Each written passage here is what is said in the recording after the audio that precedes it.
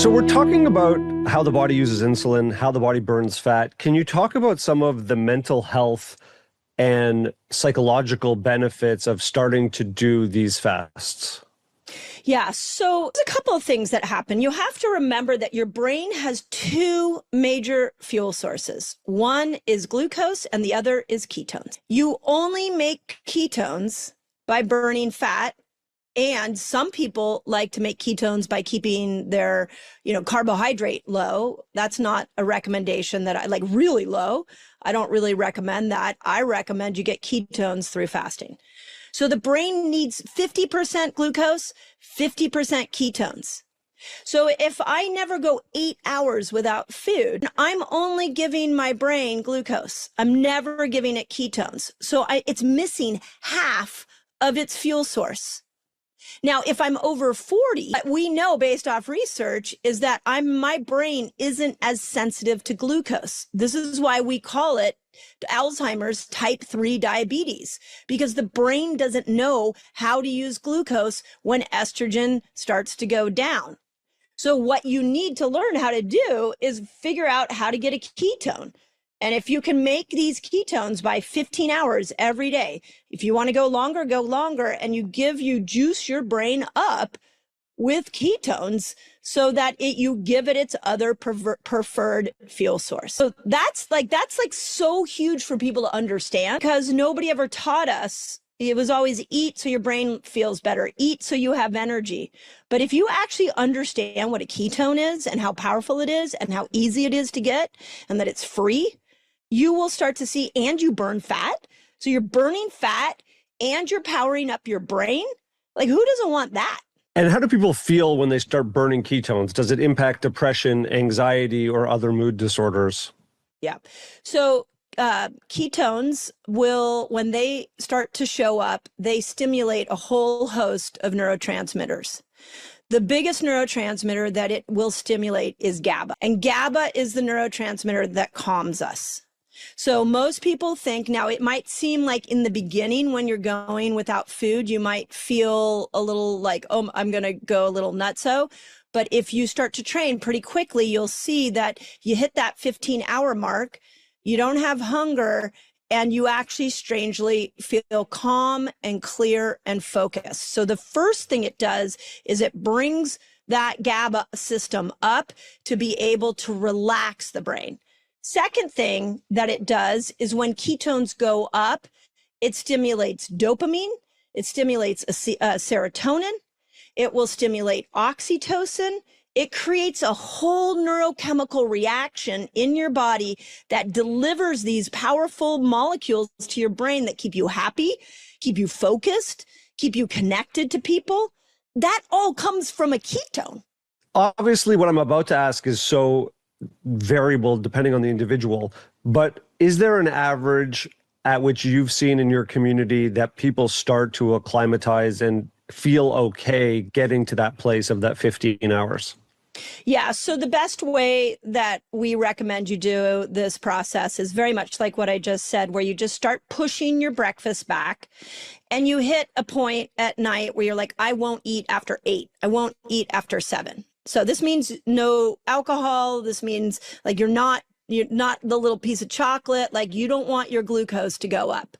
So let's say like you stop at 8 and then you start to slowly push your breakfast back. So like I said, you go a half hour and then you push it until you're maybe at an hour or 2 hours. Once you get to 15 hours fasted, what happens is your body is now acclimatized. Like, it's now, okay, I get what's going on. When we do this, skip this breakfast thing every morning, you want me to go in and make a ketone. So most fasters will start to notice somewhere around 15 hours, they're just comfortable. It's like, this is easy. Once they get past that initial training period, they're like, this is easy. What happens next, and we've seen this over and over and over again, is people start, this is gonna blow your mind, people start forgetting about food because they're not hungry. And so all of a sudden they're going 17 hours. I've had people that were like, I'm just eating dinner now. I'm a 1 meal a day person. So after that initial like 2-week period of pushing your breakfast back, if you stick with it, it gets easier and easier. And then it becomes innate. And then you choose. Like I used to do this with my patients all the time. I would give them what I call a 5-1-1, where 5 days a week, they would do a comfortable fast, whatever was comfortable for them, 15, 16, 17 hours. 1 day a week, I would have them stretch their fast to something that was a little uncomfortable. So maybe it was 19, 20. Like when you push your body just a little bit, it'll adapt really well. This is like why we all work out. So we push our body to make it to adapt. And then 1 day a week, you don't fast. You actually don't, you just eat. So a lot of people used to do it on Sunday. Sunday was they'd go have brunch. They have, a big breakfast with their family. Sunday was like their free pass day. Monday was the day that they would go longer fasting. And then the rest of the day, they just did a comfortable fast. 99.9% of my patients and the people that I were following me or are following me online, that's it. That's it. It's that simple. It's super easy. If I'm fasting this much, how am I supposed to get my 180 grams of protein that everyone else says I need in order to work out and build muscle? Am I working out fasted like this? Do I have the energy to be pushing myself to get my zone 2 cardio for 40 minutes plus weightlifting and training? I've heard a lot of controversy, or not controversy, but difference of opinion between fasting to get the benefits of the regeneration and the adding muscle mass, making sure you're getting enough protein. How do I reconcile those two ways of thinking? So this is where it gets really personal. And this is a podcast where like people want, like, just tell me what to do. But each person that has a little different strategy. So I'm going to try to give some general guidelines, but we live in a world where we're looking for absolutes with health, and there's no absolutes. There's only your way. So you experiment with this. Some people do really well in a fasted state going into a workout. Now, most of these people are not bodybuilders. They're not endurance athletes. They are people that just don't want to eat breakfast in the morning. They'll have their cup of coffee. They feel better going into their workout in a fasted state. I am not one of those people. Yeah, we'll talk about that in a moment, because if you start fasting, you may become one of those people. The biggest challenge, believe it or not, that I've had teaching the world how to fast is getting people to stop fasting, because they feel so good. Do those people not like food? Yeah, and they just keep going, and then eventually their they start to break their muscle down. Mindy, when I wake up in the morning, I think, what can I eat today? And how many times can I make that happen? And the joy of being alive is that you get to eat all day. Like, you take little breaks, and in my family, like, food meant you were alive. Like, having a chubby baby was literally like God saying you're gonna make it. So like I just come from like, what's for breakfast, and then like, what's for lunch, and what snack can I have? So are there some people for whom this is something that they're very motivated to do and they're very fitness oriented, and then the rest of us just like keep eating? Or do you believe this is something that could benefit everyone if we just allow ourselves to have an open mind about the benefits? Yeah. I mean, I'm being really frank with you. I'm not discrediting your upbringing or what you've been trained. We appreciate that. Yeah, I was trained to be when I had a bad day to eat. My mom was like, "Oh, you had a bad day? Sit down. I made you something." So I just learned after a while that I felt so much better in a fasted state that actually most the high performance things that I did needed to be done in a fasted state. So it's like a tool. Think of it like a tool. You get to decide if you're going to pull it out or not. Who are the people who maybe are not genetically or biochemically cut out for fasting? Because obviously I want to set eating disorders aside, meaning for a lot of people who are anorexic, this is like, I can do it, right? Like this, I'm a good restrictor. I will just restrict and I won't eat. And like, I feel it. I just like smoke cigarettes and, drink coffee. Just saying, some people do that. But I'm wondering, so Jonathan, who I think is a fantastic person, if his blood sugar dips, he becomes a different person. And I think that someone who likes to eat, even he needs like a little snack like every 2 hours, like, a little bit like a beloved toddler. My feeling is maybe that's the kind of person who is not made for fasting. Like, are there certain people who shouldn't fast? Like people who are hypoglycemic, they're not able to fast this way, correct? Okay, here we go. You ready? Here we go. There's something called the Thrifty gene hypothesis. The Thrifty gene hypothesis goes back to the hunter and gatherer days. And it says that back in those days, we didn't have DoorDash. We didn't have the convenience of food. We couldn't just sit on our couch and punch a bunch of numbers on our phone and food appeared when we wanted it. We had to go hunt for food. So because food was scarce, our body actually went into this other metabolic system. Glucose went down, it switched over to ketones, ketones powered us up, and off we went to go find food. The Thrifty gene hypothesis says that the people that evolved out of those primal hunter-gatherer days all had a very specific genetic profile. And it's called the Thrifty gene. Like it can go long periods without food. And the belief is that in this modern world right now, if you are a human, if you were born, that you have this genetic profile. And I'm going to just say something else. And I mean this with so much love for people. Jonathan doesn't have the Thrifty gene. He can't cut it. Yeah. If you're going against your genetic profile, then you're going to start to have things like hypoglycemia. You're going to have weight gain. You're going to have diabetes. You're going to have chronic disease. So hypoglycemia is a trained behavior.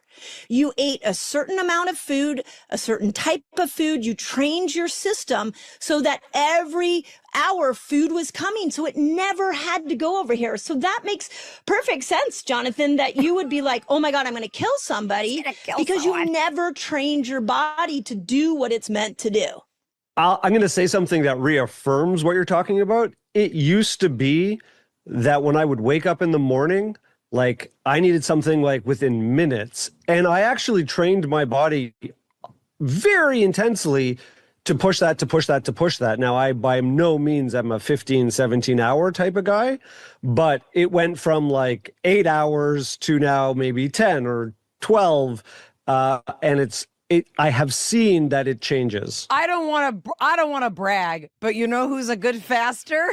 This one. Oh. We do dry fasts, like for the Jewish, What? like, yeah. So throughout the Jewish, That's the hardest of hardest. so I'm not doing it to like be a hero. In traditional Jewish practice, we have minor fasts, which are sun up to sundown, and those are dry. And then twice a year, we have a 25-hour dry fast. Now, mind you, we're not going to work. We're not like working out. We are sitting in prayer and meditation using very few calories. But I will say, and I have a 17-year-old who, is on the early end of his learning to fast for these holidays. And I said, you're going to get really grumpy and mad around noon. And once you ride through that, you're going to start like soaring. And by the time, on Yom Kippur, by the time you're singing the final prayers, it's like you have this third wind and you feel kind of trippy. Like it feels you feel ecstatic. So we do it throughout the year as part of a religious practice, which I think is really fun because there's all this like spiritual stuff and like it's very out there. It's like poetry and it's chanting and it's all these like body movements and it's very interesting. But yeah, that's something that I've never had a problem. And some people like get migraines and I'm like, no, we're going to rock it out. If I do a short fast, I often wake up a lot at night. If I wake up at like 4 or 5 in the morning, I will eat a banana and drink a glass of water and go back to sleep. And then I fast the rest of the day once I get up and I'm fine.